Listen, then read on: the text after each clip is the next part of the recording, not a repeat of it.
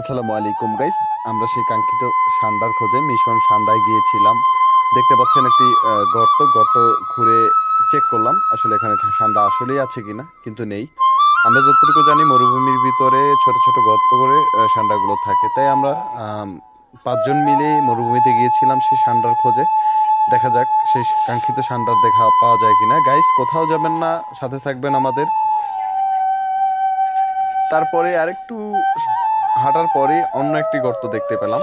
আমার মনে হচ্ছিল যে অন্তত এটাতে সান্ডা খুঁজে পাবো, তাই ধীরে ধীরে আমি আশেপাশের আহ, ঘাসগুলোকে সরিয়ে নিলাম। সরিয়ে নেওয়ার পর একটা লাঠি দিয়ে সুন্দরভাবে খুঁচিয়ে খুঁচিয়ে দেখার চেষ্টা করলাম যেখানে আছে কিনা, কিন্তু কোনো সাড়া পেলাম না। অবশেষে আমরা হতাশ হয়ে সেখান থেকে চলে আসলাম এবং সামনের দিকে অগ্রসর হতে থাকলাম। অগ্রসর হতে হতে পাশেই আমাদের পাশে একটা বড় মরুভূমি আছে, সেখানটায় বড় বিশাল আকারের একটি গর্ত দেখতে পেয়েছি। এবং সেই গর্তে মূলত, মরুভূমিতে তো আপনারা জানেন পানির পাওয়া যায় না, পানি অথবা লাঠি কিছুই ছিল না আমাদের হাতে, তাই বুদ্ধি খাটিয়ে লাইটার দিয়ে একটি কার্টুন নিয়ে এসে সেখানে আগুন জ্বালিয়ে দিলাম।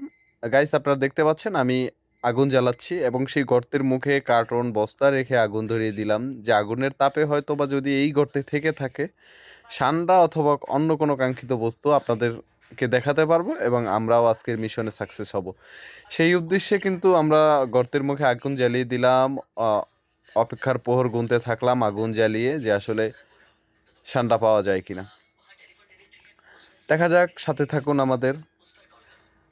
নতুন নতুন ভিডিও পেতে আমার পেজটিতে ফলো করে রাখবেন।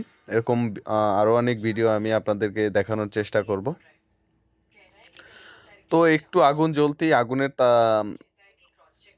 প্রদাহ অনেক বেড়ে যাচ্ছিল এবং বাইরে আপনারা দেখতে পাচ্ছেন অনেকটা হাওয়া ছিল। সন্ধ্যার একটু আগ মুহূর্তে, যে সময়টাতে সান্ডা ঘুরে ফিরে তার বাসায় আসে, ওই সময়টাতেই আমরা আসলে টার্গেট করে গিয়েছিলাম। আগুন এত পরিমাণে বেড়ে যাচ্ছিল, পরবর্তীতে দেখা গেল যে এটা বিপদের কারণ হতে পারে। তারপরে আমরা কিন্তু সেই আগুনটিকে নিভিয়ে দেওয়ার চেষ্টা করলাম। আসলে এখানে মরুভূমিতে বা অন্য কোথাও আগুন ধরালে কিন্তু বিপদের সংখ্যা আছে। এখানকার পুলিশ খুবই তৎপর, আমাদের বাংলাদেশের পুলিশের মতো না। একটু মতো ধোঁয়া আসলেই কিন্তু তারা চলে আসবে, তারপরে তাদেরকে জবাবদিহি করতে হবে। এই জন্য আমরা আগুনটাকে আসলে বেশি দীর্ঘায়িত করিনি। অল্প যখন জ্বলেছিল তখনই আমরা আগুনটাকে নিভিয়ে দেওয়ার চেষ্টা করেছিলাম। জিয়া তিনি কিন্তু খুব যত্ন সহকারে আবার তার উপরে বালি ছিটিয়ে আগুনটি বন্ধ করার